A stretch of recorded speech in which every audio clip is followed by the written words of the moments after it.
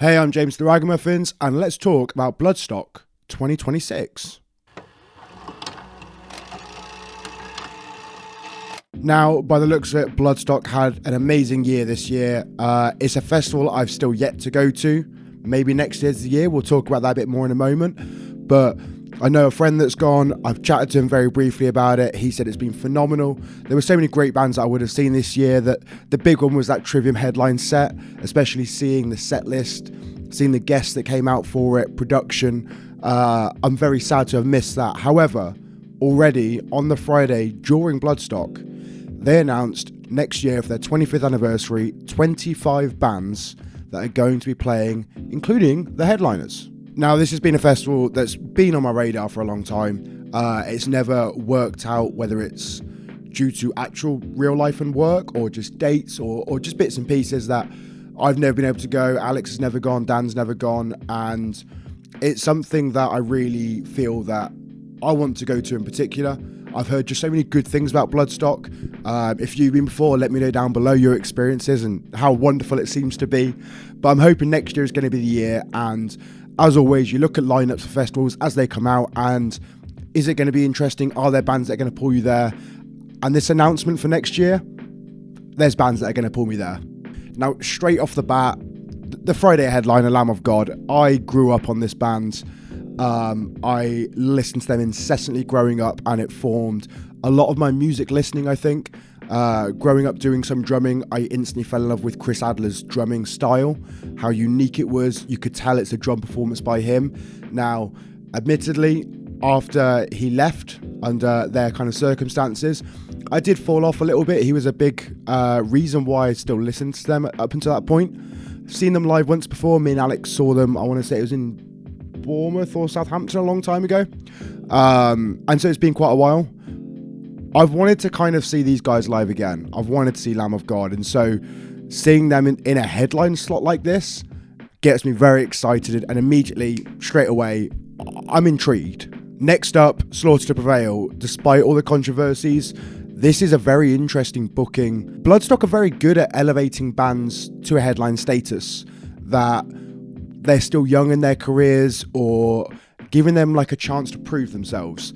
Now, we saw this with Architects a couple of years ago, to which that's kind of really helped cement them in their spot, especially in the UK scene, but also just globally as one of the bigger, newer metalcore kind of bands or heavy bands in general that could be that headline potential for something like a Download down the line. So I'm very intrigued to see that booking here. Again, it's a bold statement. Vicky, I've seen on social media, who does a lot of the booking for this and runs Bloodstock, has always said about promoting bands to headliner status. The one that I'm really interested to keep an eye on down the line that she said is inevitable is Malevolence. So always going to keep watching out for that. But I think it's going to be very interesting to see day ticket sales kind of thing when it comes around to that eventually next year. I know it's a long way off. It's next summer. It's a year away. But just to have these newer, fresher bands coming in against more established names like a Lamb of God and who I'm about to get to on Sunday, it'll be very intriguing to see these kind of gambles on promoting these new bands into those spots. There's no doubt that Slaughter do pull a massive crowd, and so I think that'd be a very interesting thing to see. Finally, on the last day, Judas Priest. Now, here's the legacy band for it. Never been massively into them, never really grew up on them. I can appreciate that a lot of bands that I listen to nowadays wouldn't be here without the likes of Judas Priest and Rob Halford's very innovative and distinct style of vocals that he adds with the range. I think it's been a very important thing for metal in general. And so to see this in there, to see this kind of mix with the headliners, it gives it a very nice balance, I think, especially a big year, their 25th year. I like this edition there. And if I'm there, screw it, I might go watch a bit of Judas Priest. Now that's the headliners. As I mentioned, 25 bands have been announced for this. So we're going to go through some of the others, and I'm going to bring out some certain picks in particular that have really got my interest for this. First up, Sepultura. I've never massively listened to them, knowing that they're winding down their career now. The whole drummer swap thing that happened between them, Slipknot and Suicidal Tendencies, was quite interesting. But as they're kind of winding down their career, this could be one of the last times they're going to be in the UK, if not not publicised at the moment. It could end up being. I haven't looked into tour dates or anything at the moment. It's always kind of a momentous occasion when you're going to get that chance to see a band kind of as they're going out. A big one for me this year is Straight from the Path. And so to be able to kind of celebrate that and see something of what will likely be their last UK festival appearance, let alone potential last UK appearance, that's something big, and that's very notable for Bloodstock. Bleed From Within, nice and high on the bill. Seen them a couple of times now. A phenomenal band.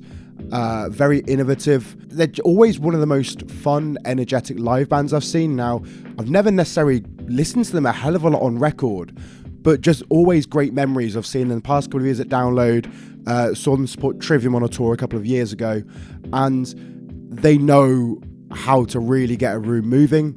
They have a very energetic and fun live show and just sound amazing. And so they are a band I want to listen to more. So give me some Bleed From Within song suggestions down below, please. I would love to see them again. Like I say, it'll just be a point where I'm like, Bleed From Within playing, sweet, I'm going. On that same vein, Orbit Culture also supported on that Trivium tour with Bleed From Within. Now, haven't listened to them a whole lot. I've seen a lot of people talk about them. When I did see them in that show, not a lot of memories from them because it was a couple of years ago, but was really, really fun, really good. So immediately a band that I look at this poster and yeah, I'll go see them. Next up, Of Mice and Men, classic metalcore, man. Just classic metalcore. I interestingly got into them very late, and it was when they were releasing the EPs a couple of years ago. Getting songs like Obsolete, Timeless really kind of pulled me into them, and then starting kind of listening through the back catalogue and realising, oh shit, they've been around a hell of a lot longer than I thought, and there's some sick music here. Seen them live again once before.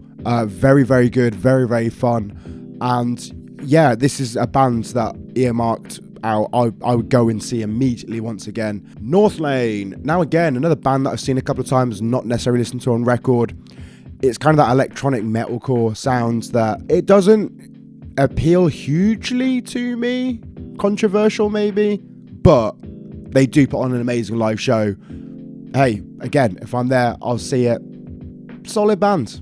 Solid band. Vended. Now this is literally the second coming of Slipknot essentially. Obviously you've got Corey's son Griffin on vocals, you've got Clown's son Simon on drums. I've listened to them a fair bit. I think based on clips I've seen, their live shows look really fun, energetic. I wouldn't say it's anything groundbreaking and new what they're doing, but it's a big part of this new metal revival we've been seeing the past few years, which has been extremely welcoming with the likes of Black Gold, Graphic Nature, kind of pulling in those new metal elements, bringing that new core, Tala as well with that. I think it will be really fun and interesting to see them live, and I wonder if this is a little bit of a, let's get Corey's son over and then maybe we get him for some kind of appearance. Maybe a solo set down the line, who knows.